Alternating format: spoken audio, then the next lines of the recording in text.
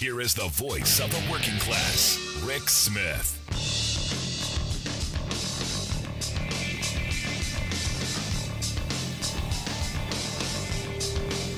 And welcome, brothers, sisters, working class heroes. This is the Rick Smith Show. Thanks so much for being here. Today on the big program, lots to get to, lots to talk about. Going to start off with a sad reality. Sad reality. This country is not a serious country. The citizens of this country, about an inch deep, I'm afraid. So shallow you wouldn't get your ankles wet in a puddle. I mean, we're in this weird kind of moment. Today I wake up to, and this is why I go here. I wake up to the foreign health minister for Trinidad and Tobago saying that they've done studies that the vaccine does not cause your testicles to swell. And I'm going, where's this coming from? And very quickly I find out. Evidently, Nicki Minaj, who I did not know, I don't know much about her. The kids, I guess my kids do. At first I thought Nicki Minaj's testicles are swollen. And I'm going, but that doesn't make a lot of sense because I'm just piecing this kind of together. And thanks to Tucker Carlson explained to me, thankfully, that it wasn't Nicki Minaj's testicles. It was possibly the cousin's testicles who's still in Tobago or Trinidad. And then I find out, no, that's all wrong too. It's the cousin's friend's testicles that are swollen. That she believes somehow caused by the vaccine. And, I'm reading through those, and it was trending all day on Twitter. I stand with Nicki Minaj. And I go, the only person who should be standing with Nicki Minaj is the cousin's friend with the swollen testicles, because it's painful to sit. So I'm going through this, and I'm really kind of going, we are so screwed as a society. When someone who, I tried listening to some of the music, not my cup of tea, not at all. But people tell me she's good at it. Maybe she should stick to that because Dr. Minaj, she is not. But Dr. Minaj tweeted out, my cousin in Trinidad won't get the vaccine because his friend got it and became impotent. His testicles became swollen. His friend was weeks away from getting married. Now the girl called off the wedding. So just pray on it. I am not quite sure what she's praying on. And make sure you're comfortable with your decision, not bullied. I'm sorry. When did we start taking medical advice from someone I don't even really know? And then this isn't even like one of those it's kind of one of the... This is one of those things you hear Republicans throwing out. I know somebody who knows somebody who's related to somebody who they've got swollen testicles. So here's the thinking going on between whatever's in between her ears. Guy had swollen testicles, got the vaccine a week ago. Swollen testicles equals vaccine. Oh my gosh, don't do it. And I'm going, could it be, just kind of throwing this out here, maybe the guy had a bachelor party, they had some friends over, got himself, some kind of sexually transmitted infection that caused said testicles to swell. That is a much more sane, rational, thoughtful explanation than, oh my gosh, he got the vaccine in giant balls. I mean, I'm struggling here, and I'm struggling for us to be a serious society. Because here's the thing. Nobody should know about this friend's balls anyway. Nobody. This should not be news. This should not be news. And I know this. It sounds, when you lay it out, it's kind of weird that we're talking about somebody's stones in a country that most people can't even find on a freaking map. And yet somebody, I know lug nuts out there going, Dr. Minaj said never get the shot because the boys are swollen. You know this is coming, man. And yet, here we are, not a serious, thoughtful society on any level. When you're taking medical advice from a pop singer, what in the flying, flippin' you know what are you possibly on? And all of the news media that all they want is the clickbait. Dr. Minaj, swollen balls. What kind of balls? Are we talking basketballs? Beach balls? What are we talking here? And now I got to see a picture. Because I knew a guy years ago had a blocked duct, a very real medical condition. He literally had what looked like a grapefruit. I mean, it was giant. And he was in the bar showing everybody, which today would be sexual harassment. And I do not believe the friend of the cousin who has the giant swollen ball should be showing that to anyone because, well, Dr. Minaj would probably be beating up on him then. I mean, man, we used to be a serious country. We used to have serious journalists. Now we've got Tucker Carlson. And thank you, Tucker. Again, I appreciate the long explanation about the Friends ball. If it weren't for Fox News, I would have never gotten Dr. Minaj's giant Friends ball at all straight. It was because of the guy with the bow tie that I now know that the ball is swollen. And here's the thing. We get the media we deserve. This is what we want. We want National Enquirer TV. We want salacious nonsense. We want clickbait. We want to know about the guy in Trinidad with the giant ball. We need to know. Inquiring minds need to know. Because you know what? Lugnut, doing his research with the ivermectin. He might have a cure for it. Instead of going to the medical professionals who they spend their lives doing this stuff,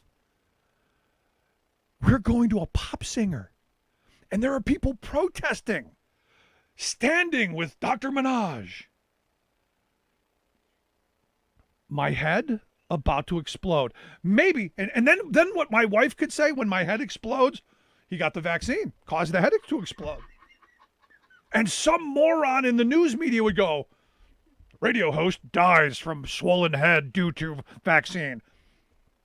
And people would click on it. Because that's how not serious we are.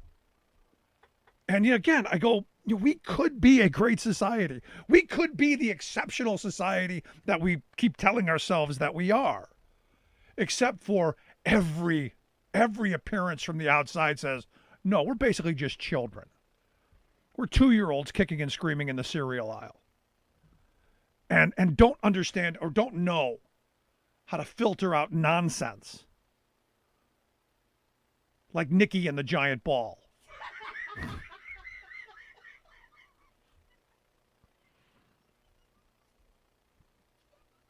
There's something seriously wrong.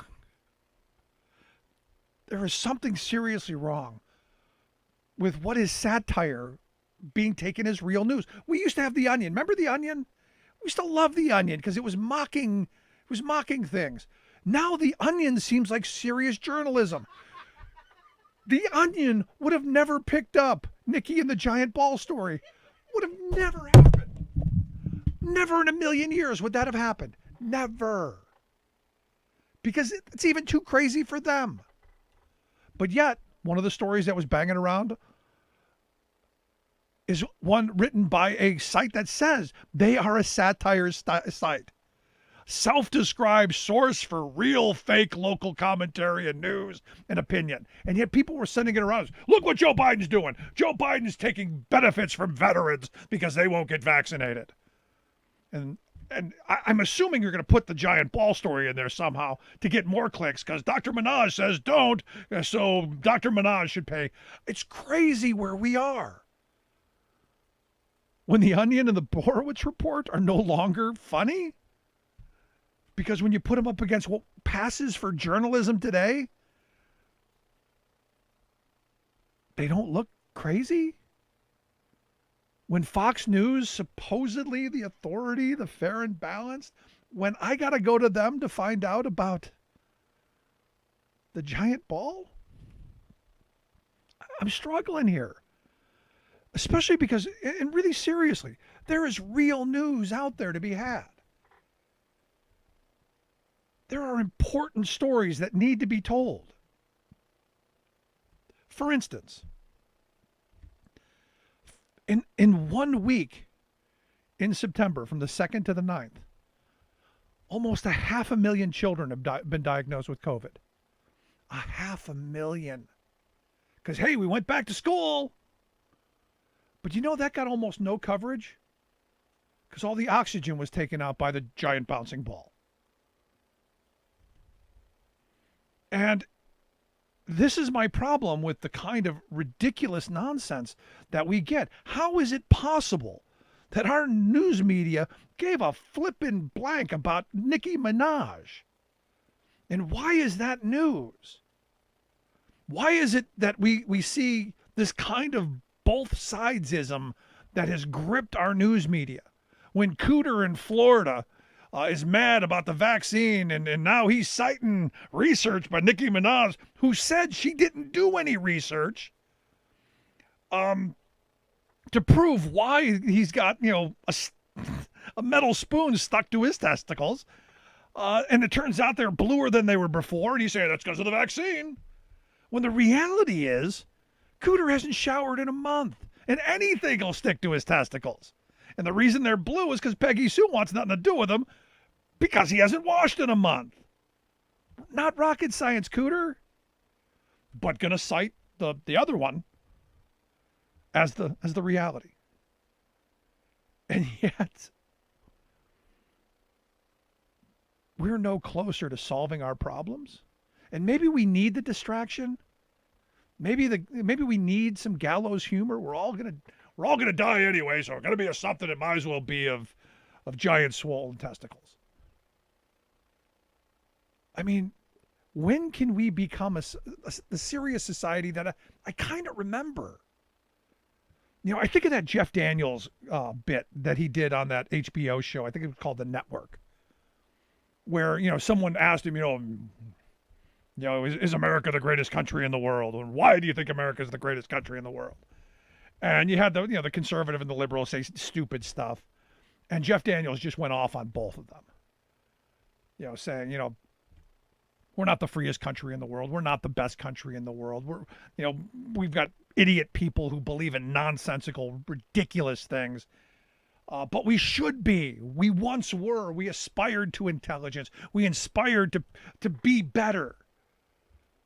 We believed people of intelligence. We didn't belittle it. We didn't ridicule smart people. We didn't want to demonize them. We wanted to take the information that they had and learn from it instead of figuring out ways to attack it. It's amazing to me, and I talk to conservatives all the time who now cereal box epidemiologists who are going to tell me why Dr. Fauci's wrong, and they come up with 1,000 conspiracy theories. All built out of, I believe. And somehow, doing their Nicki Minaj kind of research, none at all. They've come up with a theory, a conspiracy. And what does that mean for the rest of us? It means we all suffer. It means we get worse. As a society, it becomes ridiculous. If you've ever seen the movie Idiocracy, it's where we are moving. And I would even argue, too late, we have found our home. When the story trending all day is about some guy's stones in Trinidad, and that's getting the White House involved, when the White House is reaching out to her and saying, hey, we'll get you some doctors because this person has the kind of platform and the kind of oversized voice with a segment of our population that's not protecting themselves. When the White House is sending representatives to go, hey, we'll help you do some research since you're too lazy to do it yourself, and not doing it, we got problems. But the biggest problem of all is the fact that anyone would look to Dr. Minaj for any advice whatsoever. Any at all. And here's the thing. While that sucked up all the air in the room, President Biden gave a 23-minute speech today about how he hopes to raise taxes and hopes to make the wealthy pay their fair share and give the working people of this country a fair shot. And you know what our news media was doing? They were mocking the man because he had a cough. The substance be damned. This is what they do. These are the distractions. Demand better media. Demand people who tell better stories. Not stuff that's going to tear us apart. You remember when the soldiers came back from Afghanistan in Delaware? When the bodies of our heroes came back? All our news media could focus on is for a brief second Joe Biden looked at his watch. Not while they were taking the bodies off the plane, but while he was just there. That's what they focused on. They focus on what tears us apart, what distracts us, what puts us into different camps so we can be pitted against one another and forced to fight each other in some kind of weird Hunger Game mentality. Remember just a couple bit ago when the people were getting out of Afghanistan? It was all about the dogs. Remember the dogs? Oh, the poor dogs. Anybody talking about the dogs now? No, because our news media is all about division. It's all about getting as much people as riled up and as bunched up in the panties and as lathered up as possible. So they'll click and they'll click and they'll click and they'll click because that means money.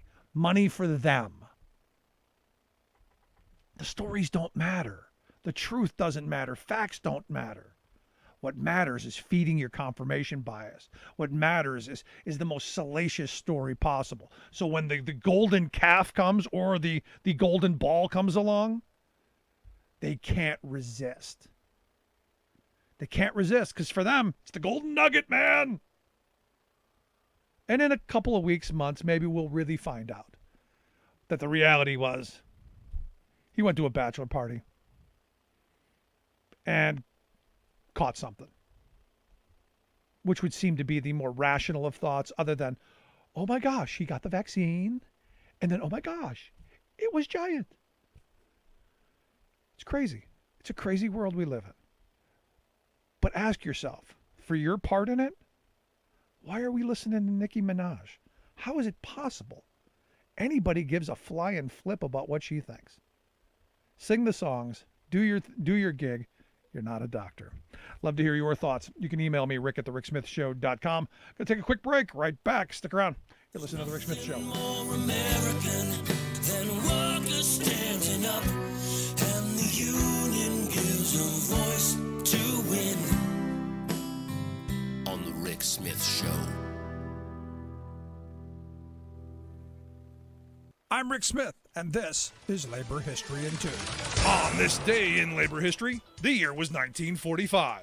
That was the day oil workers walked off the job. The strike soon spread to 20 states and involved more than 43,000 workers at 22 oil companies. After years of wartime wage freezes, the union's demand was 52 for 40, 52 hours pay for 40 hours work. Workers demanded a 30% pay increase, shift differentials, and an eventual return to the 36-hour work week. The strike began in Michigan at the Saccone Vacuum Refinery in Trenton. From there, it spread to Gulf, Sinclair, and Shell. By October 4th, President Truman signed Executive Order 9639, allowing the Secretary of the Navy to seize petroleum operations. The Oil Workers International Union CIO immediately called off the strike and ordered its members back to work. A month later, the Navy had still not relinquished control of operations. The Union considered Truman's seizure a betrayal. There was no mechanism put in place to settle the dispute or consider workers' demands.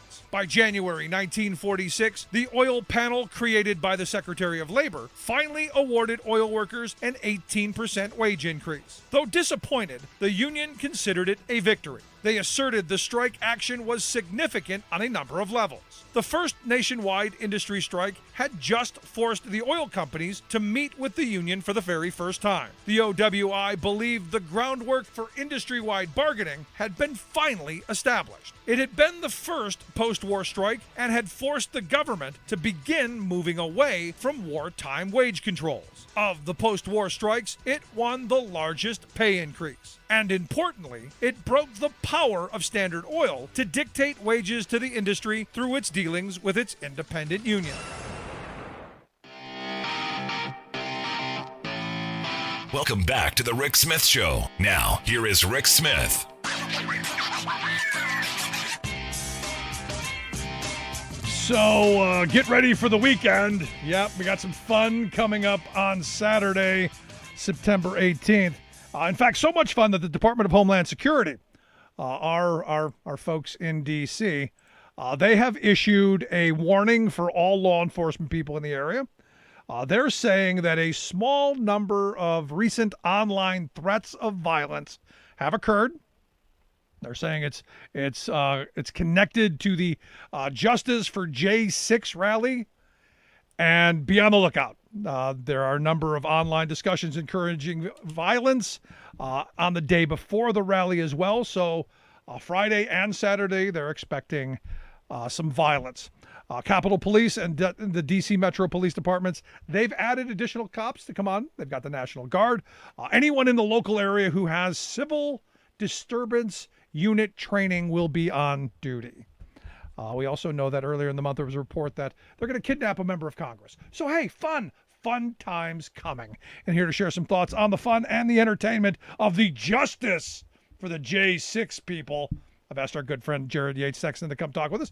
Jared's an author, political analyst, and host of the Muckrake podcast. His book, you make sure you want to get this, American Rule, How a Nation Conquered the World but Failed Its People. Jared, thanks for taking time for us. Thanks for having me, Rick. So I'm looking at justice for J6. What in the are we talking about here? These are criminals. I want justice for them too. I want them behind bars. You know, criminals, political prisoners, potato. Am I right, Rick? I mean, you know, what kind of a country are we living in when people can overrun the capital of the United States of America, try and overturn a presidential election, and try and kill the vice president of their own party? I mean, are we really going to hold these people responsible? Is that the America that we all know and love? You know, but here's the thing. I'm in this weird spot because I've kind of come around on the COVID front to the people who are unvaccinated, maybe not beating up on them as much as I would want to viscerally and as much as I would, because some doctors have said, look, I understand these people were dupes. I understand they're not smart enough to understand what's going on, that they listen to people who were in positions of power and of respect, who have abused that power. I look at these idiots who were on there on January 6th, who have been sold this bill of goods that somehow they are patriots. And I want to believe that they're just stupid and fell into this. But look, I know some of them. They went there knowing exactly what they were doing, and I want maximum sentences for every one of them. Listen, I know and love a lot of people who are involved in all of this stuff, like people I grew up with, people in my family, people in my communities, people who refuse to take vaccines, they traffic in conspiracy theories. I know people who they weren't there on January 6th, but they wish that they could have been. And I have to tell you that anybody who went into that building, whether it was a relative, a loved one, or somebody that I grew up with, they deserve to be punished underneath the law. I mean, that we cannot have a country like this. We can't have this situation where people start popping off on an internet forum, and the next thing you know, we have to put up gates and cages and pretend like this is anything nearing normal. We have to do something about this. And the thing is, Jared, is we've got a former president who his statement was, our hearts and minds are with the people being persecuted so unfairly. Oh man, that's so gross. Let that sink in. I mean, let that sink in a second. Just take that in. A former president who his number two was, they wanted to hang, which he probably wants to hang too. But he hearts and minds with him.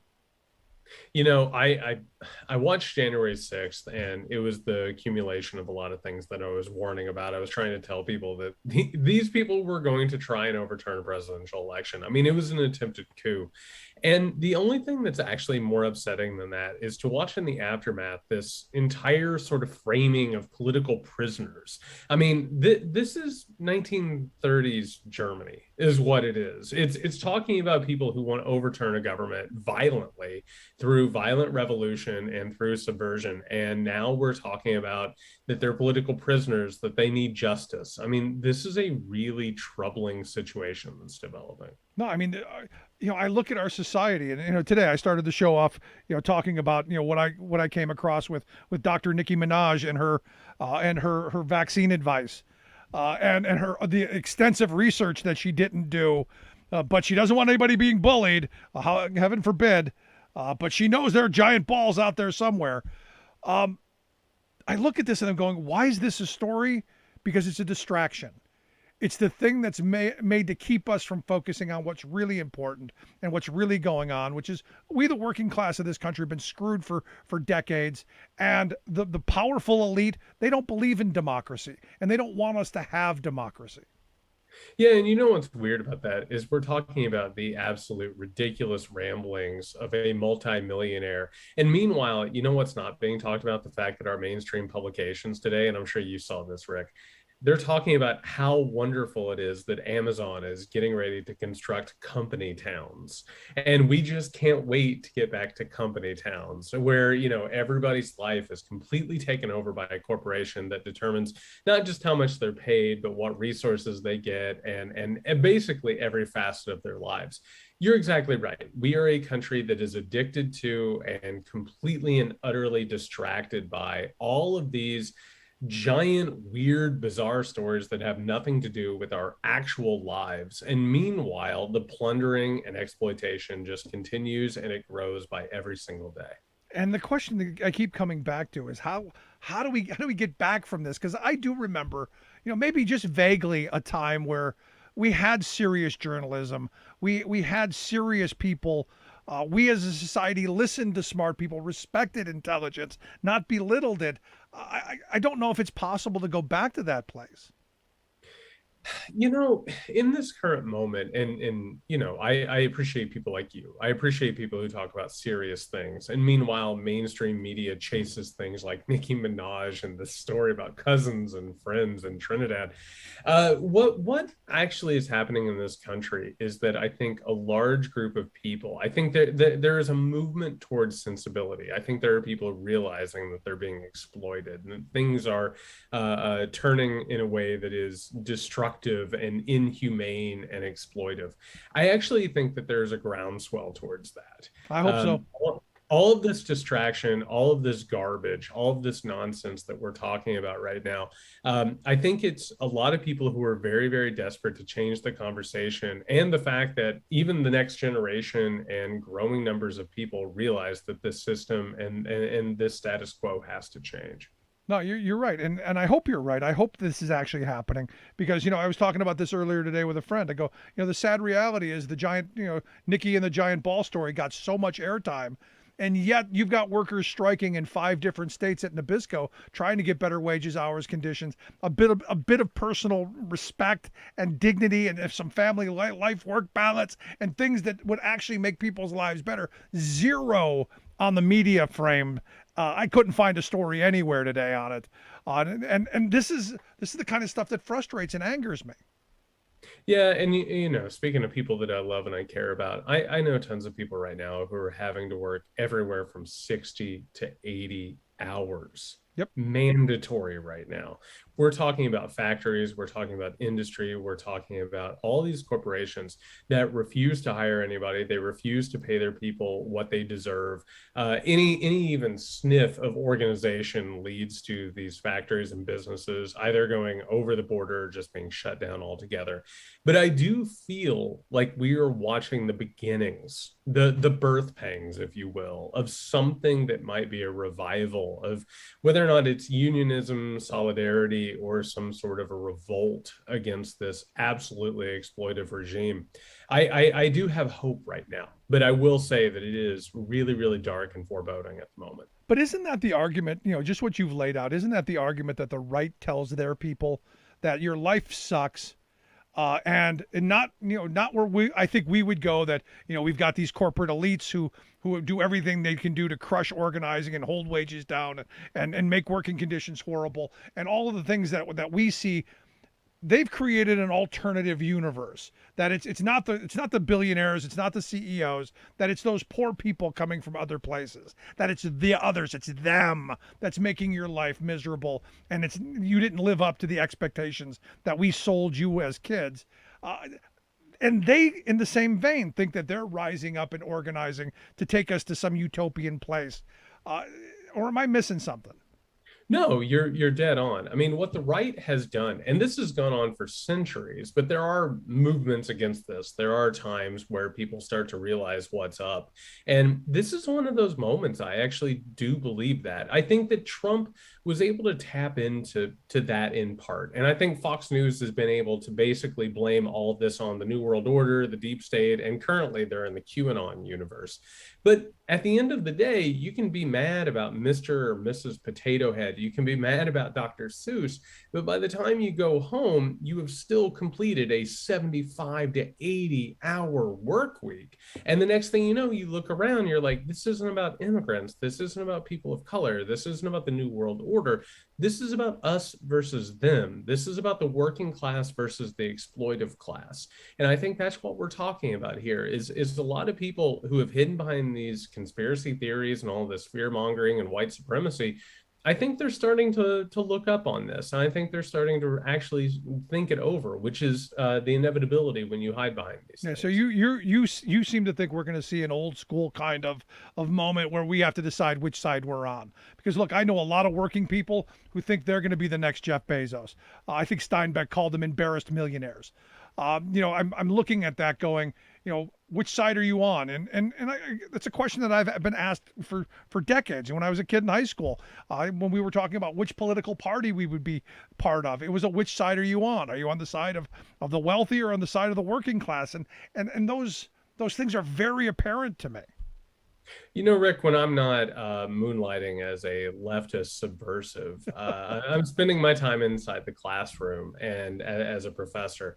And I have to tell you, the next generation, they know what's going on. They know what's happening. They have no idea that they're going to end up with the 3 or 4 bedroom home with a 2-car garage. I mean, the illusion of the meritocracy and anything even resembling a humane economy, they know that is straight up garbage. So I do think that reinforcements are coming. I think the cavalry is just over the ridge. It's going to be a matter of how we fight and what we look for at this point. We'll eventually get there. I just may not be there with you, is what you're telling me. You know what, Rick? We will remember you fondly, is what we'll do. No, because look, I'm hoping it's sooner as opposed to later. Because I've said this before, I don't want my kids to have to fight the same battles that their grandparents had to fight. I mean, you go back to to the Great Depression era. My grandparents' generation, they came back, fought World War II. They came back and fought in the workplace to build the most prosperous working class in the history of civilization, and we've basically given it back away. And they're unfortunately going to have to fight those same battles, because I'm privileged in the fact that, like you in classrooms, I get to get out and talk to workers in the streets. And they tell the stories of horrible working conditions, extraordinarily long hours, poverty wages in some cases, and healthcare costs that are literally killing them. And yet they're afraid to organize. They're always looking over their shoulder. The boss's presence is always there. And I'm looking to the next generation going, I hope you've got the courage and the passion to move forward where these folks haven't. Yeah, I grew up in a home of FDR Democrats. I grew up around people who believed that the Democratic Party was supposed to be the party of the working person, and I watched that get savaged in the 1980s into the 1990s. Yep. And there are ups and downs with these things, but I think that the foundation is there. I think that the working class people of the United States of America, they recognize what is happening. They simply need someone to speak to them. They need some sort of a movement that will coalesce and lead to solidarity and organization. I think it's coming. Right now, this moment is very frustrating and very dangerous, is what I will say, because those illusions that were sown by people like Ronald Reagan and the people who basically, manipulated him like puppet masters, I think we're still living in that reality, but it feels like we're getting ready to wake up from that illusion. Yeah, in talking about the danger, I'm looking at this weekend's Justice for J6 rally. And like I said, the Department of Homeland Security, they're preparing. I'm hoping there are going to be 6 National Guard people for every MAGA hat wearing moron who shows up, claiming they love the country while ready to stab somebody with the American flag. And I'm looking at this going, I think back to Jay Gould, the railroad magnate of the 1880s, who said I could easily pay half the working class to murder the other half. And I'm looking at them going, that's it in action right there.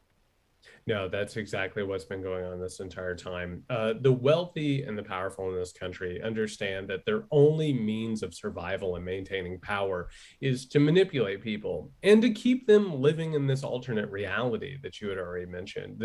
This world where they're not the ones exploiting. It's the people of color over here. It's the immigrants over there. It's your neighbor. It's the people that you're supposed to trust. But that's a very, very thin veneer. You know what I mean? Like it has no truth behind it. It has no actual substance to it. And the moment that you actually speak truth to it, it starts to disintegrate. The question at this point is whether or not we can get beyond this moment of crisis with MAGA and QAnon and all of these conspiracy theories, because they are very fragile and brittle. The question is, how do we get beyond it? And I think we will. I truly do. Well, I hope it, but it ultimately comes back to us and us having some kind of rational filters. Where we, like, to be honest, I looked at the Nicki Minaj story at first today, and I just blew it right off. I didn't even, it wasn't until I saw it 7 or 8 times, I'm going, what the heck is this about, that I actually spent 10 minutes looking into it and then going, this is insane. It's just crazy. Last question I got for you: the big Justice for J6, which is just ridiculous. The big rally this weekend. Are we what kind of crowd do you think we're expecting? If you looked at last week, they had that big, supposedly going to be a 10,000 person rally with the My Pillow guy. They got like 250. Are we expecting a repeat? I love that any conversation about this has to involve a pillow magnate who is a former crack addict. So in this entire situation, the question, and January 6th was the real pinnacle of this. The question is, how many extremists, how many white supremacists, how many domestic terrorists are going to be there, and how many people can be pushed into creating violent action? I haven't seen anything from my research and my observance of these groups, and I keep a pretty close eye on them. It doesn't seem like this thing is going to rise to that level, but right. I mean, listen, we are living in crazy times. Yeah, we most certainly are. But Jared, I appreciate you taking some time for us. Great talking with you, my friend. Thanks, buddy.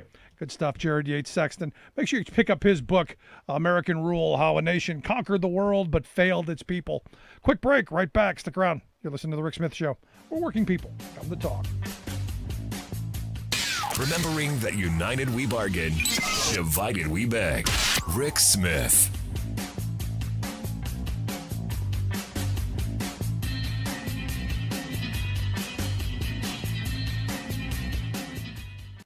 I'm Rick Smith, and this is Labor History in 2. On this day in labor history, the year was 2004. That was not a good day for hockey fans. The National Hockey League owners locked out the players. The owners and the players' union could not come to an agreement on issues including pay, free agency rules, and drug testing. League owners also wanted to implement a salary cap. The Players Association objected. The first game of the season was supposed to take place on October 13th. but across the country, the arenas stood silent. As the impasse dragged on, in February, the league announced the season was canceled. The Associated Press reported, quote, "A hockey season on the brink is now a season gone bust." The NHL canceled what was left of its decimated schedule Wednesday after a round of last-gasp negotiations failed to resolve differences over a salary cap, the flashpoint issue that led to a lockout. The article continued, quote, "No Stanley Cup champion will be crowned. The first time that's happened since 1919, when the 2-year-old league called off the finals because of a flu epidemic. It was the first time that a North American professional sports league lost a full season to a labor dispute. Some of the players found work in the European leagues at greatly reduced pay. It's estimated that the league lost $2 billion in the lockout and that players lost $1 billion in salaries. The impact of the lockout rippled throughout restaurants and other businesses that relied on the hockey crowds, causing layoffs for waitstaff. Finally, in July, an agreement was reached. The players gave in to the owner's demand for a salary cap. In 2012, another lockout by management cost NHL players another half of the season. For more information, go to laborhistoryin2.com, like us on Facebook, follow us on Twitter at laborhistoryin2.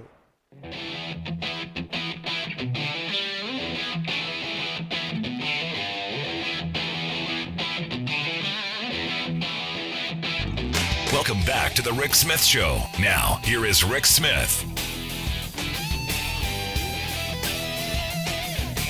So President Biden gave a 23-minute speech today talking about his hopes to be able to raise taxes on the very wealthy in the country. Says, hey, look, he's not doesn't want to punish anybody, doesn't want to punish, but, there are some folks who should be paying their fair share. And he said, he's not pushing a new deal. Wasn't expecting that. But he is wanting to provide a fair shot for the middle class. And that means, well, we need investments and we need it now. And here to share some thoughts on, should we be taxing the wealthy? Should we follow Alexandria Ocasio-Cortez's dress, which I thought was fabulous, by the way. I've asked our good friend Morris Pearl to come talk with us. Morris is the chairman of the Patriotic Millionaires, also the author of Tax the Rich, How Lies, Loopholes, and Lobbyists Make the Rich Even Richer. Morris, thanks for taking time for us. Hey, good to talk to you, Rick. Anytime. So I'm looking at the president's speech, and the first story I saw on it in our ridiculous media is Joe Biden was coughing. Well, a lot of people are coughing. I cough too sometimes. I wasn't paying attention to coughs. I was paying attention to the words. And the words are that he needs the rest of the Democrats who were elected the same time he was, voted into office by the same people who voted him in, have to come along and join the rest of the party and get with the program and tax the rich. That's what the voters want.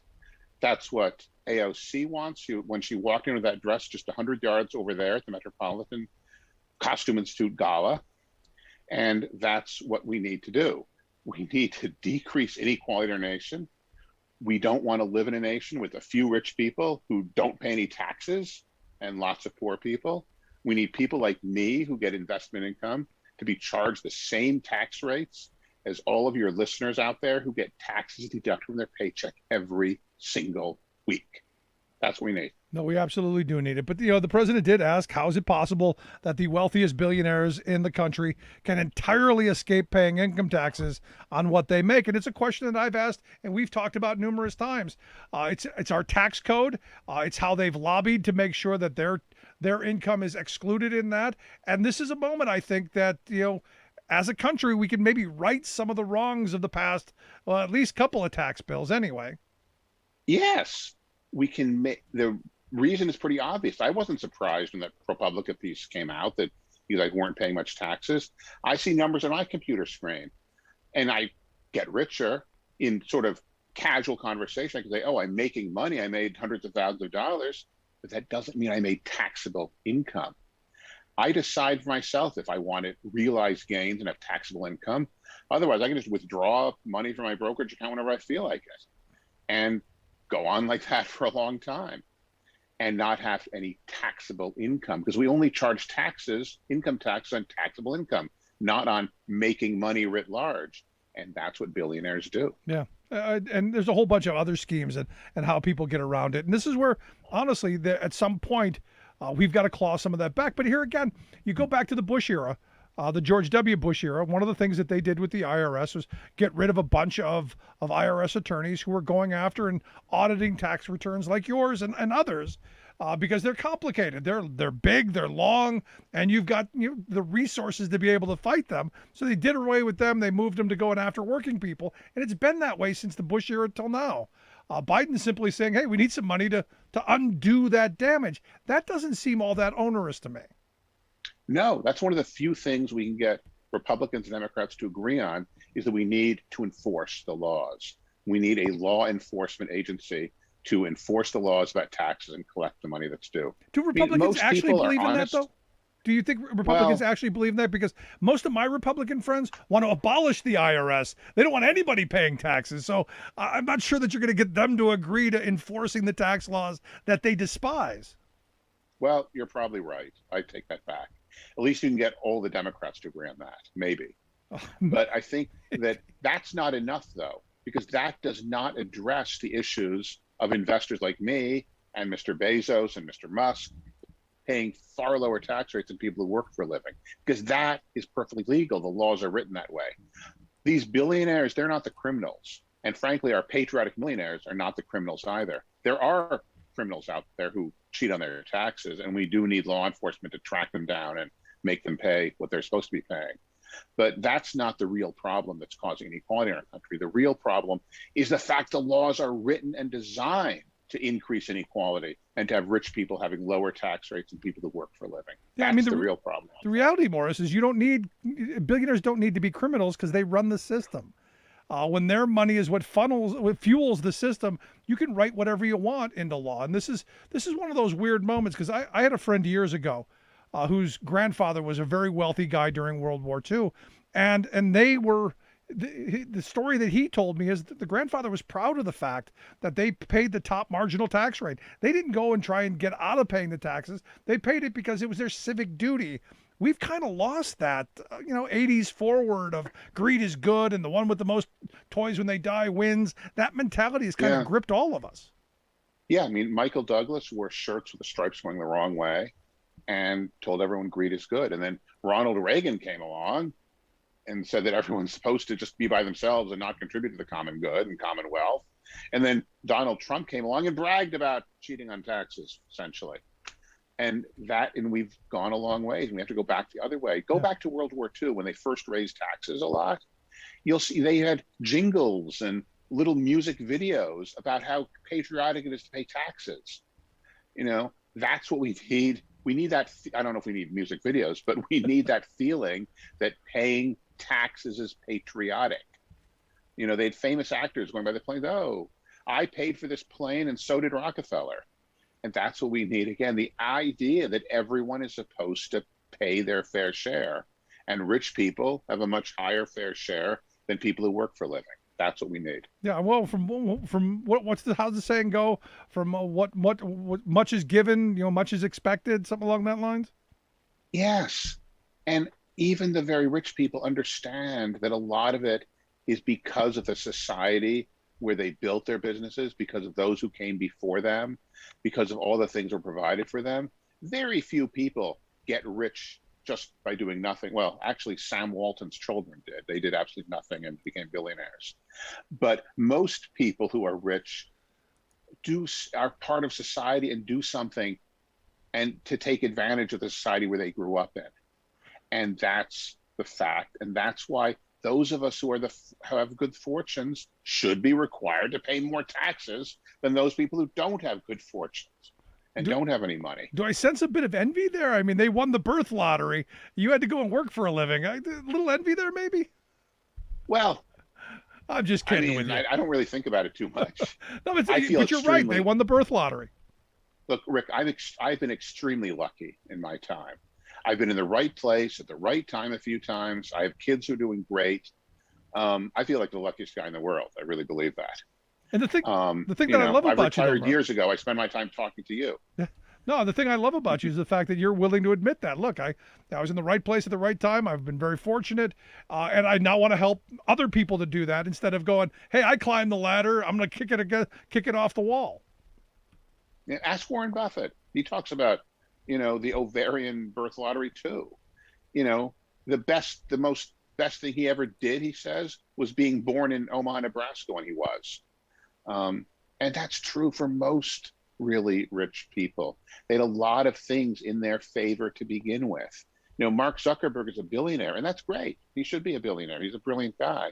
But he also had parents who ran a very successful dental practice in the suburbs of New York who were able to pay him and his sister for years while they were trying to build Facebook into a business. So he didn't need to actually earn a living. Right. No, and those are stories. Not everyone has those advantages. Right. Those stories are never told in when the lore is passed down generation to generation, that they had the resources to begin with, that they weren't just tinkering in their garages. But, I saw this story earlier today over at Bloomberg News, and this is one of the things that's most concerning to me. The tax code is one thing. And it's something that we have to address to get the wealth class of this country to pay a little bit more. But also for me on the wage front, I think I talk about my grandparents all the time who came back from fighting World War II and fascism overseas to coming back to here and fighting to build the most prosperous working class in the history of civilization. And yet now I'm seeing Amazon building company towns, and we've got a media structure going, oh, that's just going to be a great thing. It's going to lift the working class. It's going to be fantastic. I don't see them going, we should be paying them more. We should be giving them the ability to unionize, to fight for better wages, hours, and conditions so they can buy their own home. Yeah, Henry Ford tried that in Brazil, in the last century too. I think that part of the problem is the decline of unions, and that's because of the laws they passed, starting when Harry Truman was president, before I was born. They've had this anti-union movement in the United States, and that's part of what has driven wages and salaries down and profits for shareholders like me up. Part of the reason why I'm wealthy is because I own, $1 million worth of stock in Amazon that was worth a fraction of that when I bought it. And that's nice, but I don't do anything compared with what all the people who put the stuff in the boxes and send it around do. And they need to earn a living too, because I want them to be able to buy stuff and shop and buy expensive shoes and expensive ice cream and all the things that help our Patriotic Millionaire members build businesses and get rich. Right. Now, the president said today that his plan is going to lower costs for people to have daycare, child care, elder care. This whole Build Back Better plan is going to give people the opportunity to get health care coverage for seniors with vision and dental and hearing. There's a whole bunch of stuff in here that we've needed for decades. And yet we've got someone like Joe Manchin who's going, nope, can't afford it. And yet the Treasury Department came out this week and said, look, we know where there's about $600 billion a year, about $7 trillion over the next decade. We can certainly afford it. We can afford it. We can afford it. The thing that people like Joe Manchin sometimes forget is the United States government actually prints money. Yes. And they remembered that in 2017, when they passed the last tax bill in the middle of the night with only Republican votes, that they didn't need to take in as much money as they send out because they create money, US dollars. And I think Democrats have to remember that too. It's not like the number that was written in pencil by a bunch of Republican staffers in the middle of the night was written by God on stone tablets. We can change the size of the budget irregardless of the amount of tax revenue the government has. But I also think that we do need to change the tax system too, because it's the way it's contributing to inequality. We need to shift things so that those of us who are uber wealthy and investors pay at least the same tax rates as all of your listeners, Rick, who work for a living. Right. So policy-wise, how do you get there? Because like you said, most of your income is unrealized interest and capital gains that taxed at either, nothing if you haven't taken any money out yet. But when you do, it's at a much lower rate. How do we go and go after that? Well, talk to Senator Wyden, the chairman of the Senate Finance Committee from Oregon. He's got plans for unrealized capital gains to be taxed too, like all the money you make is considered taxable income under some of his plans. We have plans to change the system so that people who make investment income pay the same tax rates as people who work for a living. They have plans so that if you inherit wealth and sell it, you still have to pay taxes based on how much profit was made from when it was bought by your parents or whomever, instead of only profit made, after you inherited it. That's what they call the step-up basis loophole that's created billion-dollar fortunes for those of us who are very fortunate. So there are a lot of plans, particularly with Senator Wyden and the Senate Finance Committee. Right. But there are a lot of people pushing, and we are pushing them to improve this plan that the House Ways and Means came up with. We are talking to the recalcitrant Congress people now, and we are trying to push them to insist on these changes. Now, that's what the Patriotic Millionaires are doing. No, and you guys are doing great work. I mean, you're doing fabulous stuff. The videos and stuff you're putting out are fantastic, and I hope people will take a look at them. And with the book, Tax the Rich. Tax the Rich. That most certainly a book you got to look at, but also your website, patrioticmillionaires.org. Lots of information there, videos, things to get information. But I'm looking at this and I'm going, at some point, that's one part of it. The other part is we've got to organize workers to get better wages, hours, conditions. Is there more that should be done? And if there is, how do we get to that point, given our political realities? Well, after we get this tax thing passed, we're going to work on the fair elections bill that Senator Joe Manchin is one of the sponsors of. And yes, they're going to have to decide to pass it with only Democratic votes and ignore the filibuster rules. And we're going to work on increasing wages, particularly increase the minimum wage. And we're going to work on the PRO Act, too, to give workers more rights to actually organize. There's no reason why employers should have rights to organize more than workers do. And so we need the PRO Act, too. No, I absolutely agree with you. But in looking at this, one of the frames that keeps coming back at me is, well, we shouldn't be taxing people who are successful. This frame that the right has done masterfully is, we're just punishing people who have done well, and it's only going to benefit the lazy. Make an argument against that. It's not punishing anybody. Somebody has to pay taxes. I mean, nobody claims that everyone should pay no taxes. And half of Americans don't make enough money to pay any taxes. So we have to tax those of us who have done well. We have to do it that way. We've always had a graduated tax system where people with higher incomes have higher tax rates than people with lower incomes. And we have to go back to the way it was when America was great. Yeah. The good socialist years of Dwight David Eisenhower. Yeah, I mean, it's ridiculous. Even the people who are complaining the most got rich paying tax rates at double the rates that they're paying now. And they're running around complaining, oh, we can't build America anymore. It's absolutely ridiculous. So last question I've got for you. If we do all this, we do raise taxes on the very wealthy. Is it your argument that it would actually benefit the wealthy as well? Yes. If we have less inequality in our country, if instead of having millions of people who losing their jobs and not paying their rent, if all those people are able to pay their rent and go out to eat at restaurants and buy shoes and ice cream and all the other things that people do with extra money, we're all going to be better off. My children and grandchildren are going to be building businesses the way my parents and grandparents did, and the whole country, particularly including the investor class, is going to be better off. I'm telling you, investors are better off with a big, robust middle class, not with a country full of poor people. I'm right there with you. Morris, I appreciate you taking time. Always great talking with you, my friend. Anytime, Rick. Thank you. Good stuff. Morris Pearl. He is the chairman of the Patriotic Millionaires. Make sure you check out their website, patrioticmillionaires.org. We'll get links out on social media. Quick break. Right back after this. Stick around. You're listening to The Rick Smith Show. We're working people. Come to talk. Remembering that united we bargain, divided we beg. Rick Smith.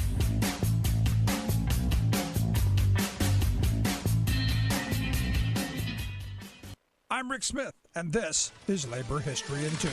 On this day in labor history, the year was 1920. At noon, a horse-drawn wagon containing 100 pounds of dynamite pulled up across the street from the J.P. Morgan Company on Wall Street in New York City. 500 pounds of cast iron slugs were packed in with the dynamite. A timer detonated at 12:01 p.m. The explosion destroyed the horse and wagon. Shrapnel from the explosion ripped through the air, killing 38 people and injuring hundreds more. The unknown driver of the wagon was believed to have escaped. Authorities blamed anarchists. Meanwhile, the company's workers who died in the attack were mostly young messengers, stenographers, clerks, and brokers. Most of the wounded suffered severe injuries. Just minutes after the blast, the president of the New York Stock Exchange suspended trading in order to prevent a panic. Since the target had been the J.P. Morgan Company, the New York State District Attorney suggested the bomb was planted by radical anti-capitalists. The Bureau of Investigation, the forerunner to the FBI, pursued the bombing for 3 years. They never found the culprit. In 1944, the FBI reopened the investigation and decided the bomb was the work of Italian anarchists. There was speculation that the bomb was planted by an Italian in retaliation for the executions of Sacco and Vanzetti. 3 days after the bombing, the New York Times reported it was said today at the Department of Justice that Attorney General Palmer would recommend in his annual report to Congress that drastic laws for dealing with anarchists and other disturbing elements be enacted. At the same time, he will ask for larger appropriations, which were denied in the past.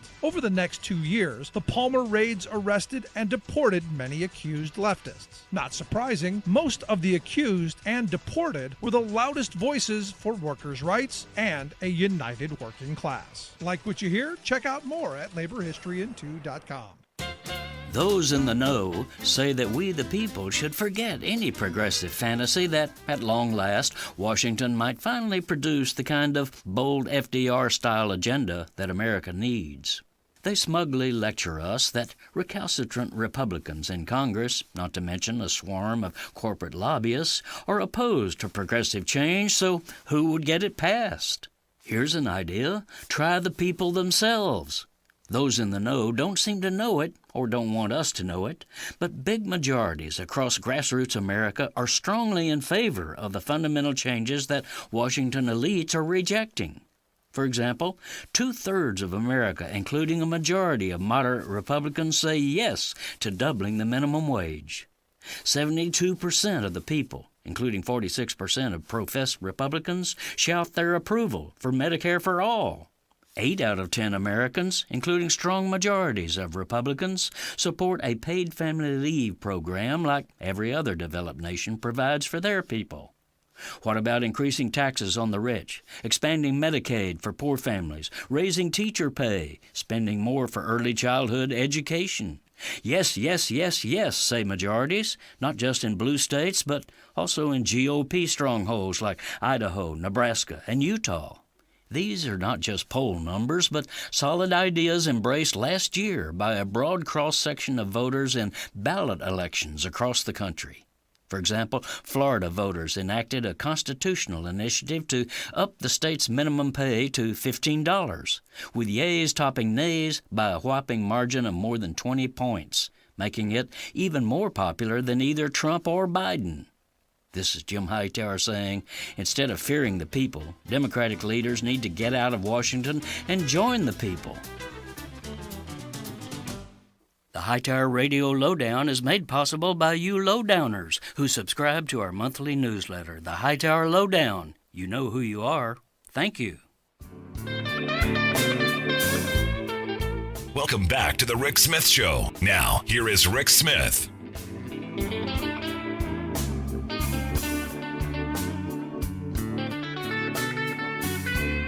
Ah, yes, I stand with Nikki. Still trending on Twitter, by the way. And as I said at the start, the only person who should be standing with Nicki Minaj is the cousin's friend with the giant ball, because it hurts to sit. I would have to assume. That's the only person. These rallies we're seeing for her, insane.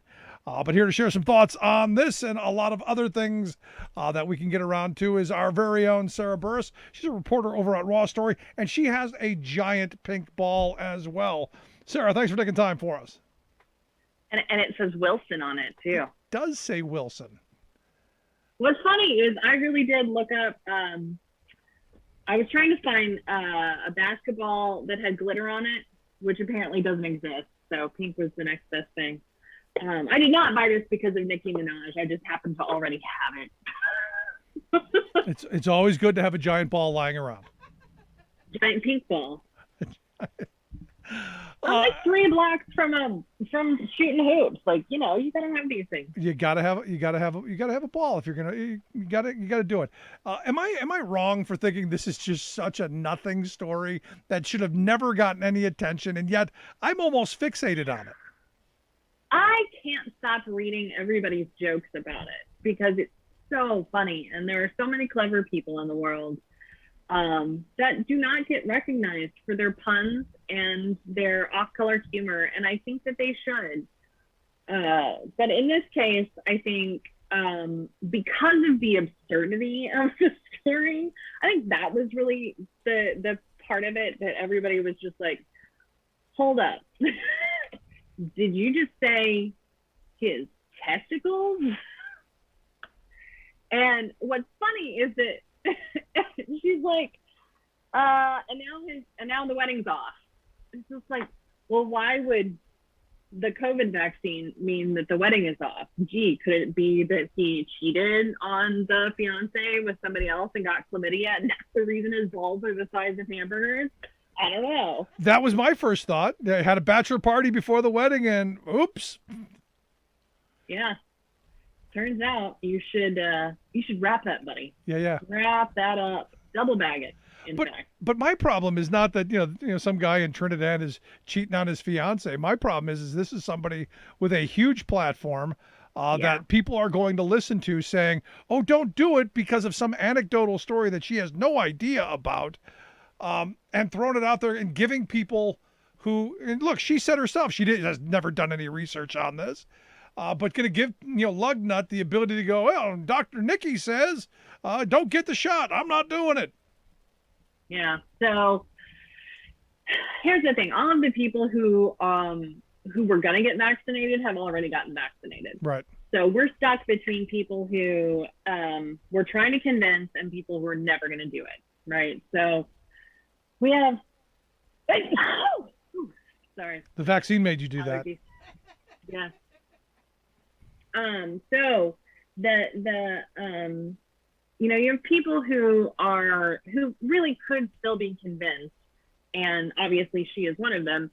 So she's going to have a little chat with Dr. Fauci one-on-one. He's going to explain the actual science to her, and answer all of her questions. And then hopefully once that happens, she will then become the biggest evangelist for getting a pokey. So that's my hope. In the meantime, people weren't going to get vaccinated anyway. Yeah. So if you're listening to Nicki Minaj for your medical advice, if you're listening to Facebook for your medical advice, if you're listening to your cousin's friend or your aunt's boyfriend's psychic's housekeeper, there are better options. You should talk to your own doctor. They know you best. Hello? Talk to your physician. Yep. Absolutely. And that's where I was from the very start. It's just sad. Let's move along. Got to get away from the giant ball story. Let's talk about another giant story. The recall happened yesterday. The recall over. They're saying that the recall could cost the state of California in excess of $300 million. And for all those fiscal conservatives who are whining about wasteful spending, waste, fraud, and abuse, Exhibit A, Your Honor. Yeah, and all of all of the liberals who are pissed about the homeless crisis, that could have helped that too. So, there are people on both sides of this issue, the super crazy, far left liberals who, wanted to get rid of Gavin Newsom because he was too centrist, and then the conservatives who were just, woo-hoo. So, what were they again? I love the woo-hoo. So you just like it when I make sound effects. I do. A lot of people need a soundboard for that. I I do it by myself. That's why you're here. So not only did Larry Elder lose, he lost by so much that it's so embarrassing that he really can't claim voter fraud because it's just sad. But he did anyway. He kind of eliminated the legitimacy of his voter fraud claims because he made them before the election even happened. And so, he's kind of stuck between, a rock and a hard place on it. And now there's just no way that that they're going to get rid of Gavin Newsom. So at least that's good. Like, I trust the guy to make the right healthcare decisions because clearly he stuck to his guns about lockdowns and masks. And that's the reason a lot of California is safe right now. Yeah, and what he came out with, because he came out and said, "Look, now it's time for us to steel our spine and lean into it, and do more." Yeah, absolutely. And you compare California to Florida. That's the perfect example. What you see in California is you can pretty much overlay the election map with people who voted to recall Gavin Newsom and the COVID hotspot counties, and they match. So, it's sad. And those are probably the counties that want to secede from California. And I'm thinking a lot of people in California going, maybe it's a bad idea. Maybe now's a good time. Right. And it's funny because, I've always been of the mind, the North Cal versus SoCal, and now everybody's just maybe just take a little out of the back, right? I don't mean that part of it. The desert and the farmers, which is just depressing. I mean, honestly, the other thing is that California has no business existing in the desert anyway. Like, why are we planting things in the desert? Why do we have the entire city of Los Angeles without any water? Why do we have Las Vegas? I could go on about water. Because we're exceptional, Sarah. We're gonna run out of water at some point. I mean, I'm not, because I'm already preparing for the climate change disasters that are coming. But the rest of you people, we got problems. Got the solar panels. We got problems ahead, most certainly. I want to get your thoughts on this Paul Ryan stuff. A bunch of stories coming out of these books about Paul Ryan. One of them being that Paul Ryan started studying how to interact with people who are narcissists. You go, yeah, this is a smart thing to do. Figure out how to manipulate somebody who has a clear problem. I give Ryan credit for being smart enough to do that. I mean, I do too, but I think it's really funny that he thought that he could outwit Donald Trump just by reading some psychology book. Particularly because I feel like Paul Ryan is pretty far up his own butt anyway. So he'd have to pull his head out of there to, be able to stick it up Trump. And Paul Ryan wasn't there for that long. He was there for a blink. It was very, very clear that he was completely ineffective at his job. It's funny because he had all of these big policy dreams, right? He used this Ayn Rand, the doing the keg stands. One of the founding members of the Young Guns Republicans and all of that crap. And so his career got completely eaten by the ego of Donald Trump. And that's sort of what will happen, I think, initially to all of Republicans. He's Trump is sort of like a supernova where he just gets bigger and bigger and he just is going to eat you. He's just going to eat you. Now, I did find in another portion of this Pearl book that evidently, Trump flipped out on Paul Ryan for having the audacity to say that there was a problem with the white supremacists in Charlottesville. Trump evidently, according to this book, said, "These people love me. These are my people. I can't backstab the people who support me." So, basically, we knew this all along. This isn't actual news, is it? It's really not. We did know this all along. I'm surprised that people are surprised by that, or that they feel like this is new. It's like if you find this unusual or new, then you're not paying attention. And I mean, I don't know that necessarily means that Trump loves them because they are white supremacists, as much as it means Trump loves them because they love him. Right. And that's really sort of what he feels about every group. If they love him, then by golly, he loves them until they want something. And then he's like, oh no, bye. And the other side is true as well. If you're somebody he views who views as an enemy, he's going to go to the ends of the earth. Which brings me to this thing with General Milley, because there's a part of me that goes, if Milley did what they're saying, I got a problem with a general going above and beyond outside of the civilian command.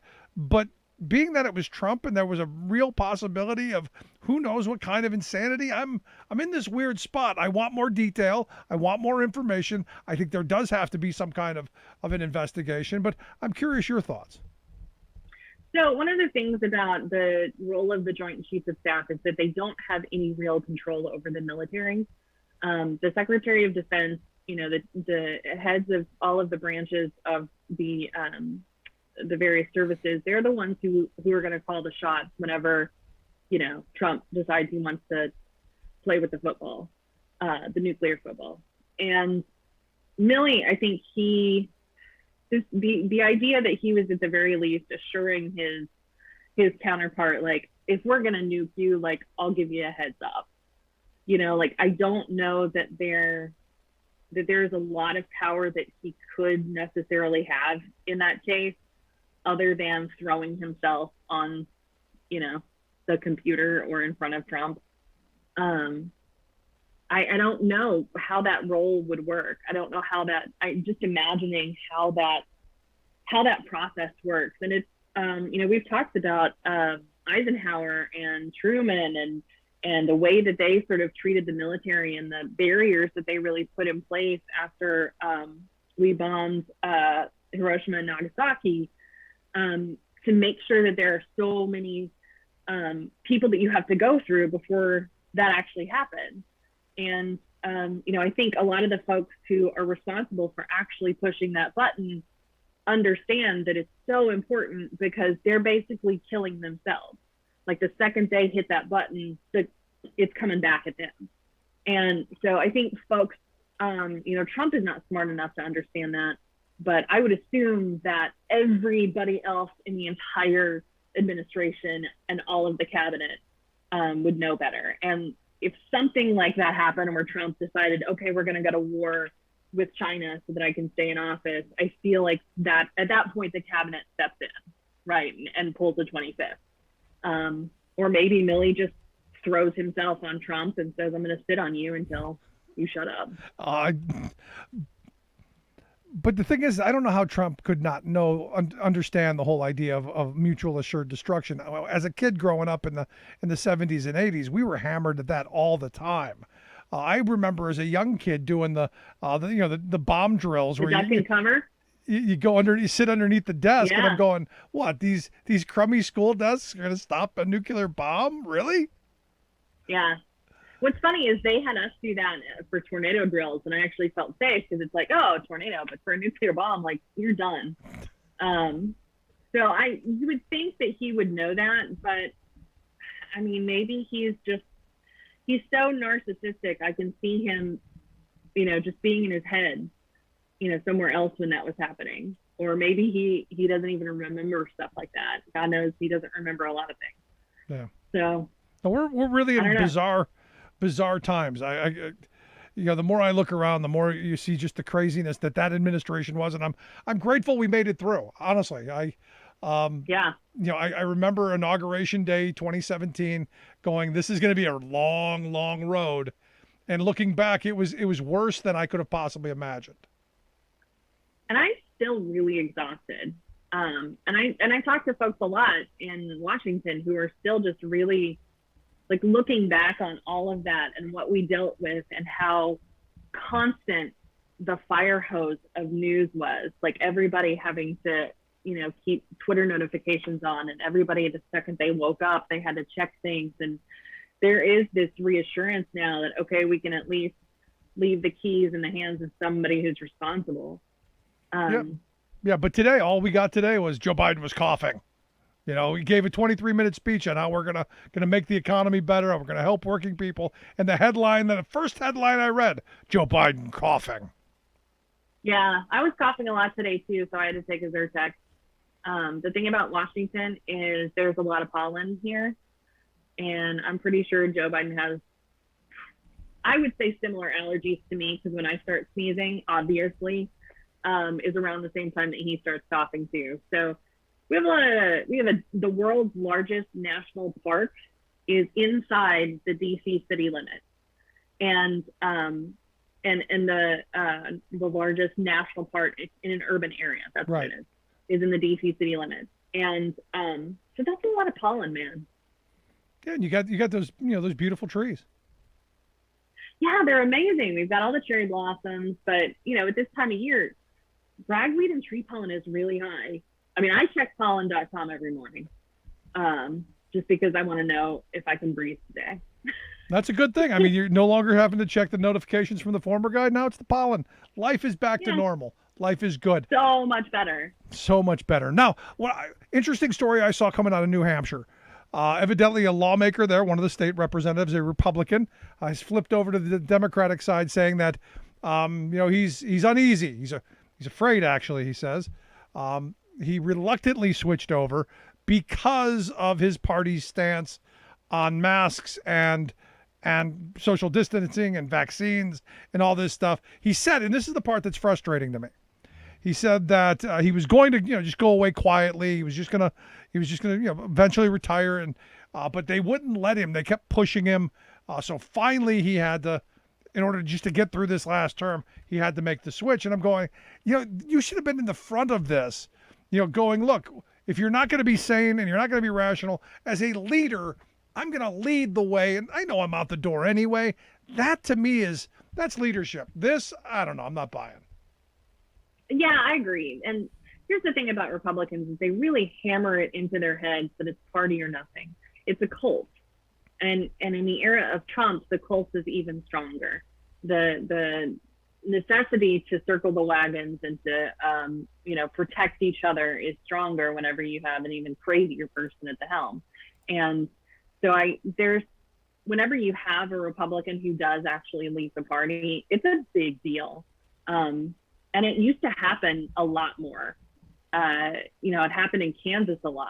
Kathleen Sebelius was able to flip Republicans left and right over to be Democrats. And, there ended up being a lot of Democrats that took over the state in Kansas because of that.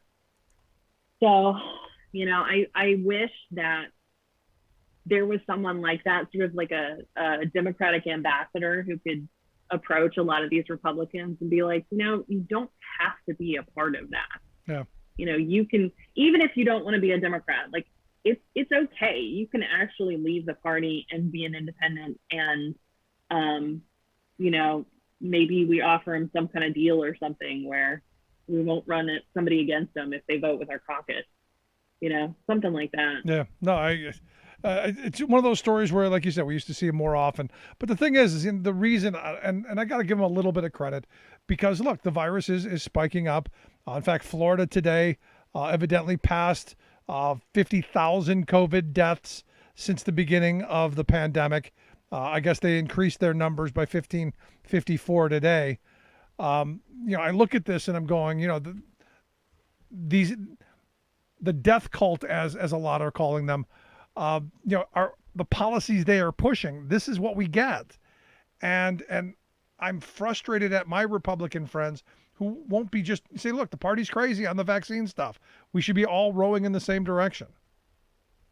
We should be. And this is, very, very rarely in politics do you have that sort of instant karma, where you sort of wish that the universe would come back on somebody, and it really has in Florida. And it's sad now that it actually is happening. The numbers that you mentioned, the 50,000, the 50 per thousand, but it's actually even scarier because the United States is having something like 2,000 deaths a day, and yesterday Florida had 1,500.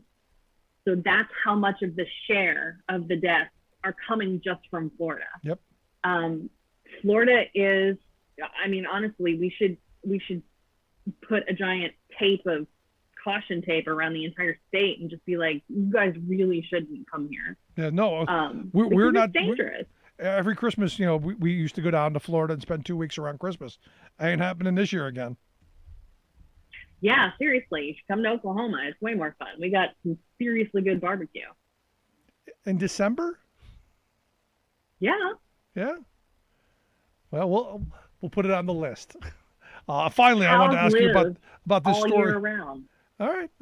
Finally, the story I wanted to get to. This woman, was going to get married. Decided that she was going to buy all the misinformation that, much like the giant ball story, that she could become infertile, I guess, is this how this story goes. So in the family, I guess, instead of having a wedding, had a funeral. Am I getting this kind of right? Yeah, it's a really sad story about a couple in Illinois who, basically they bought into the Facebook story that the vaccine can cause infertility, and so they didn't get vaccinated. Both of them didn't, because they really, really, really wanted to have children after their wedding. And so finally it was, I think obviously until recently, she did decide that she was going to get vaccinated. She read enough stuff on it and started feeling like, and especially with the Delta variant, she was like, okay, we really should get vaccinated. And so they made an appointment for July, the end of July, and their wedding was August 21st. She went and had her bachelorette party in Nashville, and a week later, around the first part of August, got sick, and by September 10th, she was gone. And her fiance, the way that he talks about it, he's like, I just don't know what to do, because we did everything together. Like, I don't know how to go to the store without her.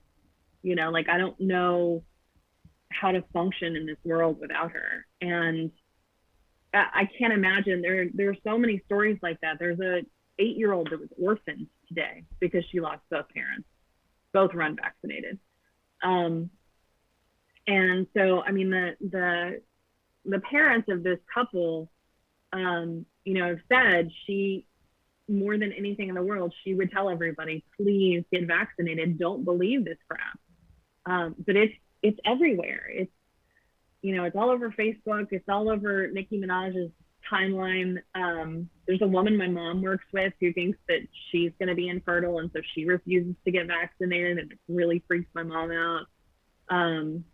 So it's sad, but it's also dangerous. Like, you're putting your children in danger. You're putting your family in danger. And, if you die, that's your own responsibility. But if you leave kids behind, come on. Think about that. Yeah. Think about what their life is going to be like without you. Oh no, I know all about it. My mother passed when I was 13. I want that on no one. But there was just a story, I talked about a little bit ago. First week of September, over 500,000 kids in this country came down, were diagnosed with COVID. And look, the vast majority of them are going to be fine. The overwhelming number of them are going to be fine. But the question is, how many of them went home and gave mom or dad or grandma or grandpa, or are going to have, lifelong, pre-existing conditions? We don't know. So I think by forcing these kids and all these anti-mask idiots with, I just want to see their beautiful smiles, all these morons, causing this kind of chaos, have just made it worse. They have, and I don't understand why. Like, it's a piece of cloth. It's just a little piece of cloth. I don't understand what the big deal is. I hate wearing it too. Well, it's not 100% effective. Nothing is 100% effective. Look at birth control. You still use birth control, don't you? Come on. Yeah, well, sad stories all around. At some point, I hope we get through it. But Sarah, I appreciate you taking some time for us, sharing your expertise and your humor, and of course your giant pink ball. Have a ball. There you go. Have ball will Have a good travel. weekend, everybody. Thanks so much. I appreciate the time. Our good friend Sarah Burris. Make sure you check out her work over at RawStory, rawstory.com, their website. Quick break, right back. Stick around. You're listening to The Rick Smith Show.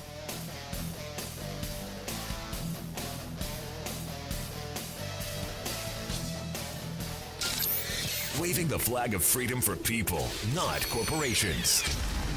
Rick Smith.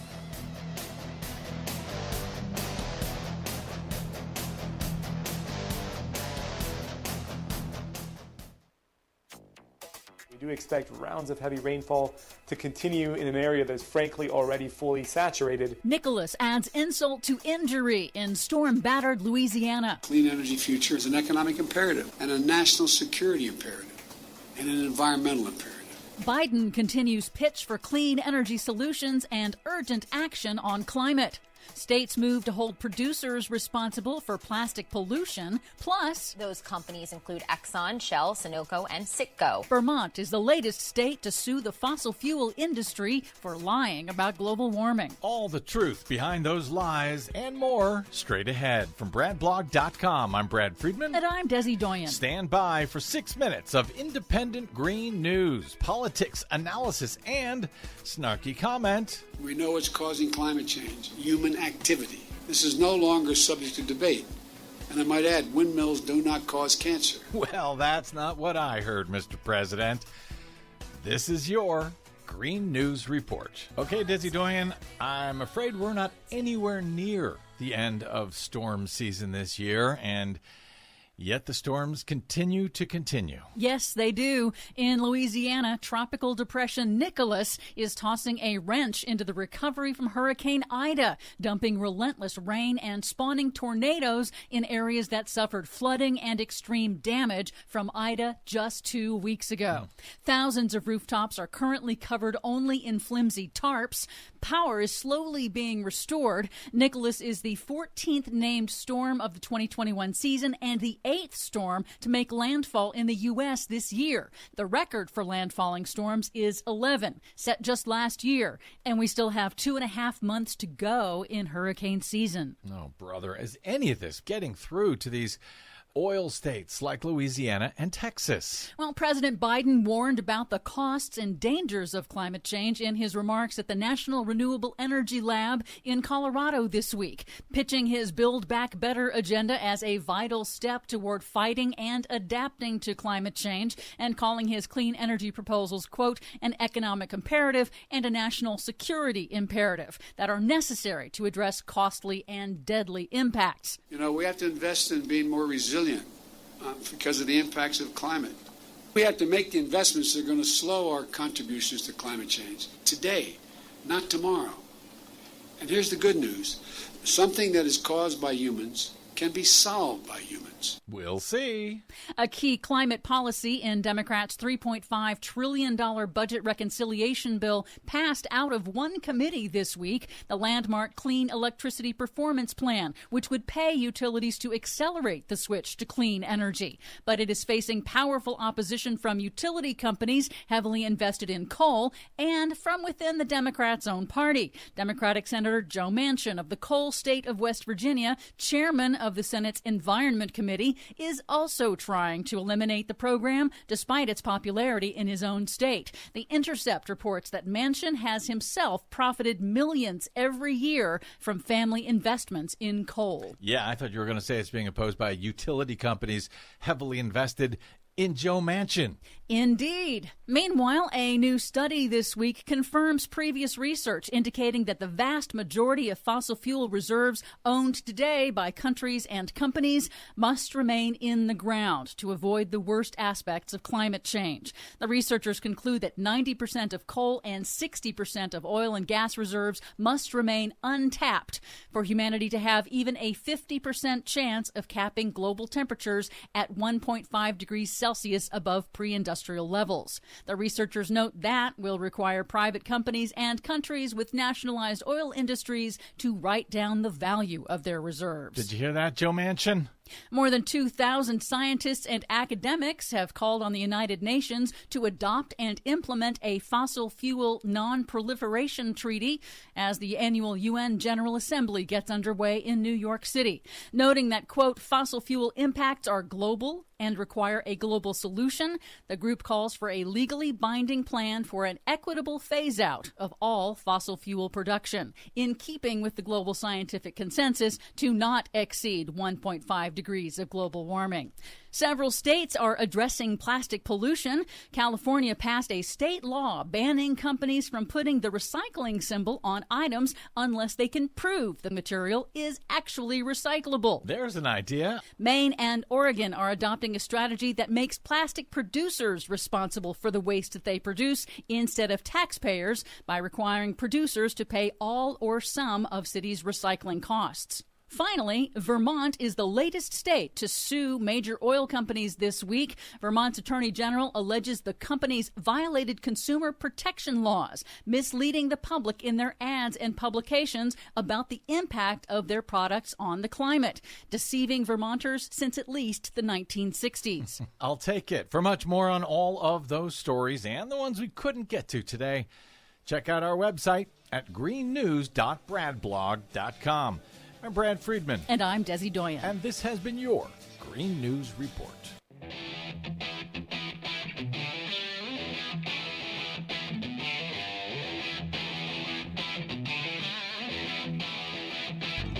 Welcome back to the Rick Smith Show. Now, here is Rick Smith.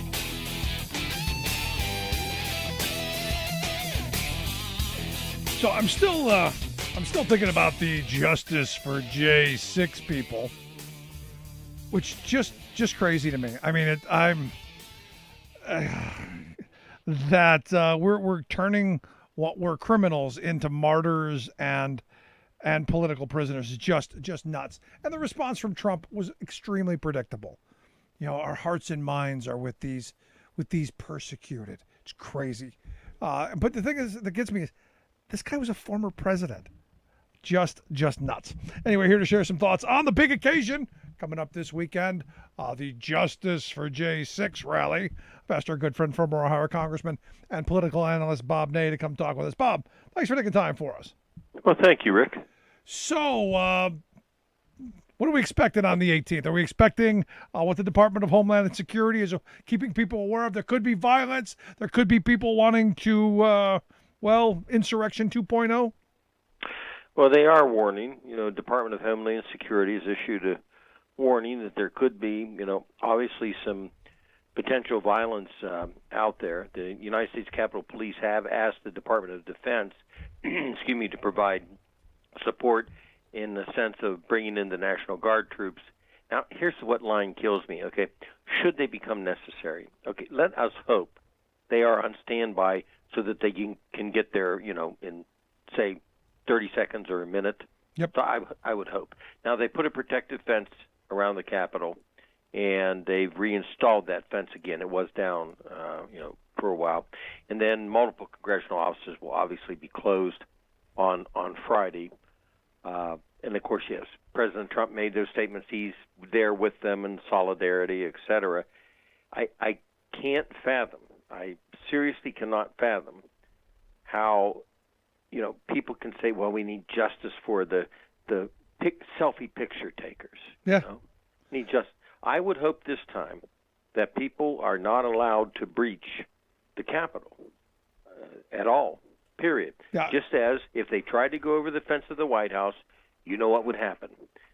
They would be stopped. Yep. And so I hope they're prepared. And but I just can't fathom how people are supporting the, quote, justice for the 6th. Now, if anybody wants to talk about having going down that day, protesting, etc., that's fine, but the people that then took it to the next level, that's not fine. To me, it's very clear, black and white, no gray area. Yeah, no, and this is where I wish, more Republicans would step forward and say, and try and push back against this whole narrative of these people who are criminals. Now somehow we're claiming they're political prisoners or they're being persecuted. Nonsense. They're criminals. I think also the media needs to be very point blank when, and I've seen, some of the statements made, Senator Johnson, and Wisconsin and other people, that they need to be very point blank and in their questioning. Do you then, condone the people that carried out the violence in the Capitol? Do you condone them breaking through the windows? Are you for that? Some of them had weapons. Are you for that? because otherwise they get a pass. Well, people were down there protesting. That's true. But let's talk about who went inside and what they did and who they did it to. And also, they had the ties. They were going to, potentially take hostages. And I think the media's got to get very pointed, narrow them down, because you know how political people are. You got to narrow them down, or you give them a pass. Yeah. Now, as I understand, Roger Stone and his ilk are in the process of lowering expectations, especially after last week's rally in Kentucky, that they were expecting 10,000 people. They had set up for 10,000 people, and they got like 200, 250, something like that to actually show up. Are you kind of expecting that kind of an attendance where the National Guard is going to outnumber them like 6 or 10 to 1? I believe that'll happen. I don't think you're going to have the amount of people that you had when January the 6th occurred, although I will say this. I'm extremely disappointed in the court system that gave little baby taps on the hands so far to people that created this violence. And I mean that. The court system, in my opinion, has just they've given them almost a pass for the light sentences. And I think that would tell some people in their minds, if you want to try this again, this is what's going to happen to you. But in the end here, I have to believe that for the most part, some of the steam will be out of this, because there are people who will not condone this violence, who are Republican, that are not going to be excited about this happening. But again, there are Republican elected officials who are afraid to come out and say the truth, which, look, they can have their cake and eat it too, in the sense that they say, sure, I'm for protesters, but I'm not for violence of what they did inside the U.S. Capitol. And I think it's so clear-cut. But when they say, well, the Capitol Hill police officer murdered, the one woman, no, he didn't murder her. He did not murder her. He was protecting the floor of the House and what potentially could happen. And everybody on that staircase could have had a gun. No one knew. Yep. Ashley Babbitt is not a martyr. She's a criminal. Correct. It's an unfortunate situation. I mourn for her family, but at the end of the day, she made the choice, and that's what happened. And there's in my view, no crime here, other than the fact that this woman was radicalized by a right-wing media in this country that led her to believe that what she was doing was okay. And I hope no violence this weekend. I hope nobody shows up, and I hope this diffuses. But I fear, look, the people who will show up are going to be the loudest, the craziest, the worst of the worst, in my view. So it'll be interesting to see how that plays out. I want to get your thoughts on the big meeting with President Biden and Joe Manchin. There was some hope that maybe the president could move him around. Doesn't look like that's happened. No, it's not going to happen. The headline, I think, was that Biden, bombs with Manchin. You and I talked about this, a couple of times in the last week or so, with your show. Manchin is not going to change his mind. He may go to 1.5 trillion number-wise. He may go to 1.8 trillion. Who knows, right? He's not going to do 3.5 trillion. Now, unless you find one Republican member, which good luck, then that's not going to make it. Now, I think the president trying was appropriate. You try to do it. But obviously now Manchin is in a face-to-face meeting, which is tough. I've been in face-to-face meetings with presidents. It's not easy. With the president of the United States to tell them no, but he's had a face-to-face and he's defying the president. He's in the president's party. And I think it says he's serious. He's not going to budge above 1.5 trillion.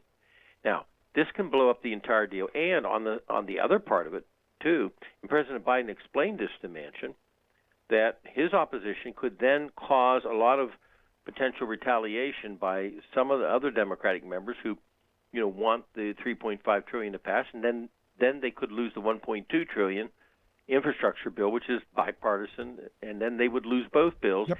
And that is not an option. That cannot be an option. So I think they got to look at the numbers. realize that Manchin has went off the diving board. He can't get back on it, and they're going to have to yield to that and find out where they want to be and how they want to plug into a different number figure. Yeah, they've got to figure out something because something. And like I said this from the beginning, from the start, I predicted that Manchin was serious, that eventually we would get nothing at the end of this because it's just what you laid out. Because this, sadly, is what Democrats do to each other. Right, and I think here's one more way to look at it. Let's not get hung up on the $3.5 trillion for a second. Right. Let's set that completely aside. Forget it. Manchin's 1.5 or 1.7 or whatever. Forget that for a second. There are going to be new ideas introduced in that piece of legislation that are going to be ideas that are priorities for a lot of people, priorities for people on the progressive side, the centrist side, the American side. They're going to be there with child care, with education, with environment, with some development. So if they are successful in getting new ideas into law, it is not as important that, well, I'm going to scrap it. It's not $3.5 trillion for our new ideas. It's $1.7 trillion for our new ideas, so we've got to scrap it. The idea is to get the ideas in there. Right. Get them into law, get them maybe partially funded. Maybe they're going to be funded 50% of what they wanted or 70% of what they wanted, but they will have them. Once you have them, guess what? In future budget arguments, you can plug more money into them. Right. No, again, one of those things Ronald Reagan said, a government program lasts forever. Once you get it into place, once the wheels start moving, it's hard to slow it down. And you're right. I think we go for what we can get because I don't think we want to blow this whole thing up in the world we're at. So the question then becomes, I blame Democrats for being Democrats and doing this kind of stuff all the time. And personally, I believe the Republicans would have never allowed themselves to be in this place. Now, you've been in these kind of negotiations yourself, your experience. Would Tom DeLay have allowed something like this to happen? No, absolutely not. He counted votes. We knew where we were going to be at. We knew if we were going to be close, and if we were going to be close, we worked. I was on the deputy whip team, one of the 13. We worked to find out where we were going to be, and then we dealt with that. And once you found out where you're going to be, you dealt with it. Yeah, because we're way too long in the process to just now be finding out that Joe Manchin wasn't playing an angle, that this is serious. We're kind of far down the road, don't you think? Oh yes, we are. And on major pieces of legislation, and we heard this 1,000 times. You're not only doing the wrong thing if you can't pass them, and you're not only doing the wrong thing if you don't count your votes to know where you're going to be at, but you're also really losing the floor of the House to the other side that do not want anything. You're really kind of technically giving them the floor of the House, and we used to say that a lot. If you want to hand the floor of the House over, go ahead and do it.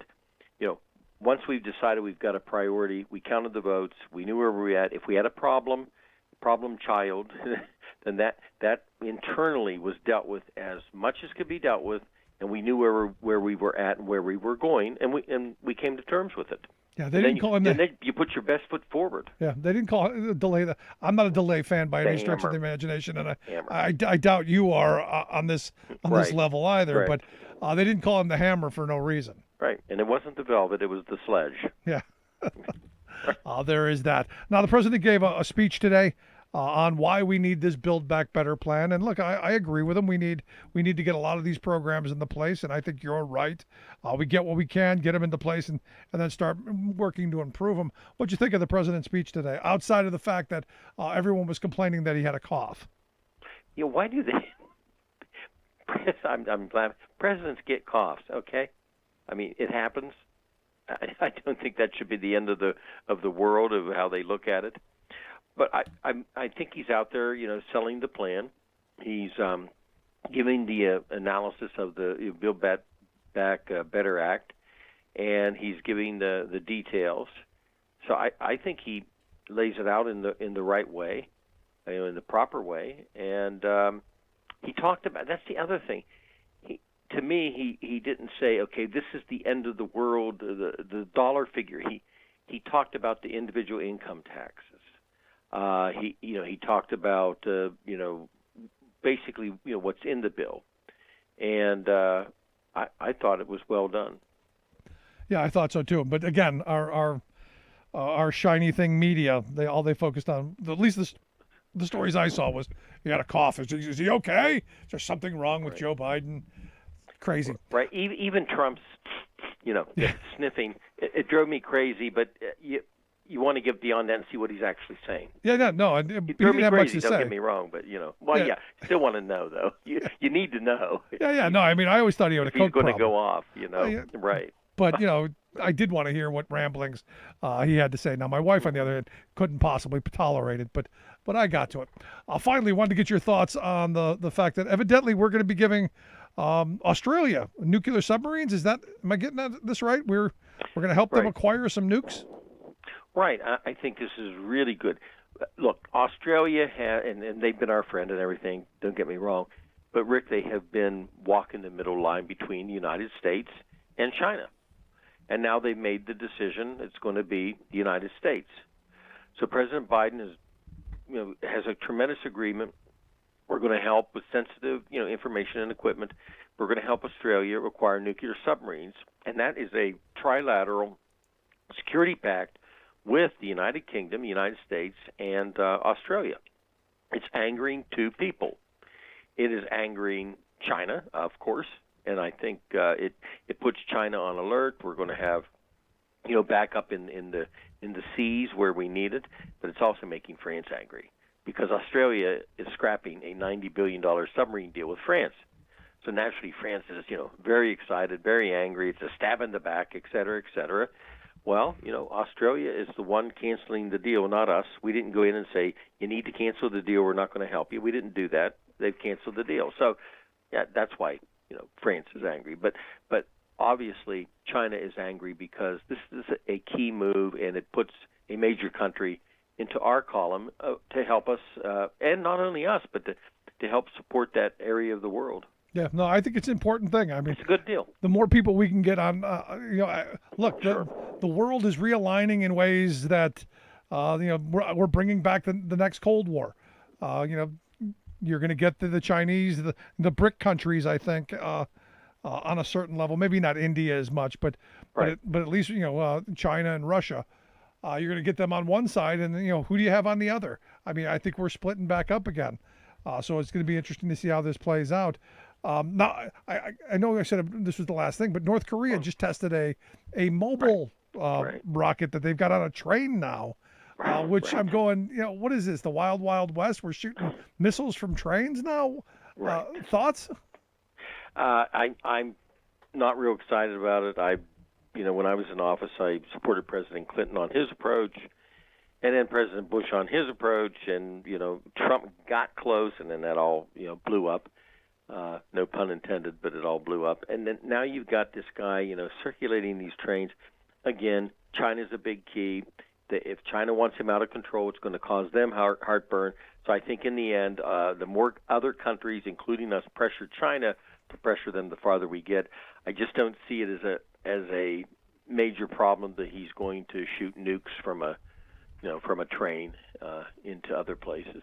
I just don't see it. Yeah, it just brought so many. It's him. He's crazy. He's Yeah, maybe you take that money that you're wasted on building toy train rockets, feed people, and feed the people of your country. Maybe try that. Right, that would help. They might like him even more. They might, absolutely. But Bob, I appreciate the time. Thank you, Rick. As always, great stuff. Thank you. Our good friend Bob Ney. Let's take a quick break. Right back to wrap things up. Stick around. You listen to the Rick Smith Show. We're working people. Come to talk.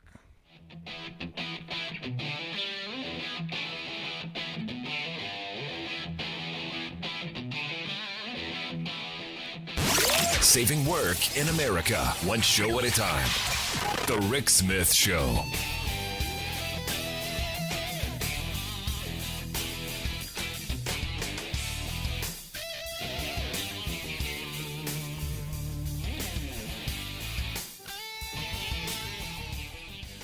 I'm Rick Smith, and this is Labor History in 2. On this day in labor history, the year was 2004. That was not a good day for hockey fans. The National Hockey League owners locked out the players. The owners and the players' union could not come to an agreement on issues including pay, free agency rules, and drug testing. League owners also wanted to implement a salary cap. The Players Association objected. The first game of the season was supposed to take place on October 13th. But across the country, the arenas stood silent. As the impasse dragged on, in February, the league announced the season was canceled. The Associated Press reported, quote, "A hockey season on the brink is now a season gone bust." The NHL canceled what was left of its decimated schedule Wednesday after a round of last gasp negotiations failed to resolve differences over a salary cap, the flashpoint issue that led to a lockout. The article continued, quote, "No Stanley Cup champion will be crowned. The first time that's happened since 1919, when the 2-year-old league called off the finals because of a flu epidemic. It was the first time that a North American professional sports league lost a full season to a labor dispute. Some of the players found work in the European leagues at greatly reduced pay. It's estimated that the league lost $2 billion in the lockout and that players lost $1 billion in salaries. The impact of the lockout rippled throughout restaurants and other businesses that relied on the hockey crowds, causing layoffs for waitstaff. Finally, in July, an agreement was reached. The players gave in to the owners' demand for a salary cap. In 2012, another lockout by management cost NHL players another half of the season. For more information, go to laborhistoryin2.com, like us on Facebook, follow us on Twitter at laborhistoryin2.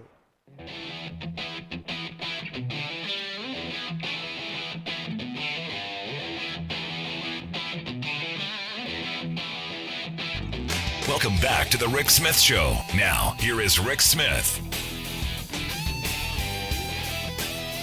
So you got 23 Republican attorneys generals threatening to sue the Biden administration over what they're calling the disastrous COVID vaccine mandate. Because how dare you want to actually protect people? We should be sharing stories about our cousins, nephews, brothers, uncles, gardeners, friends, dog, instead of actual science. And, this is one of those weird moments where, as I've said from the beginning, ultimately our government is going to be ineffective at dealing with this. It's going to have to be capitalism that deals with it. Corporate America is going to be the one that's going to have to figure it out because, look, they understand liability. They understand risk, which is why you're starting to see, a lot of businesses going, sorry, you're going to have to get vaccinated or, and this is one of those moments where I'm waiting for a Republican to come forward. If the Republican Party really cared about working people, seriously, think this through for a minute. They're anti-vaccine, some of them. They're promoting the fact that, they don't want to make sure everyone gets it. Why hasn't one of them come forth and say, hey, you know what? If an employer is not going to let you work, that you should be able to file unemployment. I haven't seen one Republican governor come forth with that idea. The idea that if you lose your job through no fault of your own because of you are a vaccine hesitant person, or you're just plain ridiculously stupid, that you could collect unemployment. I haven't seen that bill anywhere. I haven't seen anyone suggest that. Because I said, from the beginning of this pandemic, if you're going to tell me I can't work, if you're going to close things down, if you're going to put roadblocks, we should be getting our paychecks. We've got bills to pay. We got kids to support. We got things to do. How come the Republicans haven't done that yet? Reality is they don't care. This is a political issue. This isn't a policy issue. They don't care about you on a policy front. They care on a political front. They want you angry. They want you riled up. They want you lathered up in the panties so that you'll go and you'll vote against your interests. Simply because they've put this red meat in front of you. And look, if you don't want to get vaccinated, I'm of the mindset don't. But at the end of the day, what's going to happen, and it's going to happen, the insurance companies are eventually going to go, sorry, and this is a slippery slope, not one that I'm fond of. If we start going, well, you didn't do what you needed to do to protect yourself, how soon is it that we start doing everything else? Look, we're already charging smokers more. We've already denied people jobs based on the fact that they're smokers. We've done this stuff already. Capitalism is deciding things. And the same thing's going to happen with COVID. These employers don't want to be liable for your health care costs because you didn't do what you needed to do to protect yourself and ultimately their profits. Because when you get sick and use a boatload of health care, their premiums go up. Because the insurance companies go, well, somebody's got to pay it. We're not in the business of giving away free health care. We're in the business of making money. It just happens the way we make money is by giving people insurance. But no insurance company goes, here, take everything. So capitalism will figure it out. And these 23 attorneys generals will file a lawsuit. It will go to the Supreme Court, and it'll be interesting to see how our corporate Supreme Court reacts. Because remember, these are some religious zealots, doused in the blood of Jesus. And more importantly, they're corporatists. More importantly, 3/4 of the time when there's a case involving the Chamber of Commerce, they side with the Chamber of Commerce. Going to be interesting to see how it plays out. Anyway, if you missed any of today's program, thericksmithshow.com. That's where you go for the podcast. The Rick Smith Show app on the smartphone. Take the program on the go wherever you go. And as always, you can email me, rick@thericksmithshow.com. Make sure you follow us on social media at Rick Smith Show on Twitter, Facebook. Give us a like, make a comment. Also on YouTube, subscribe, share, all of that. Thanks so much for being here. We'll see you back here next time.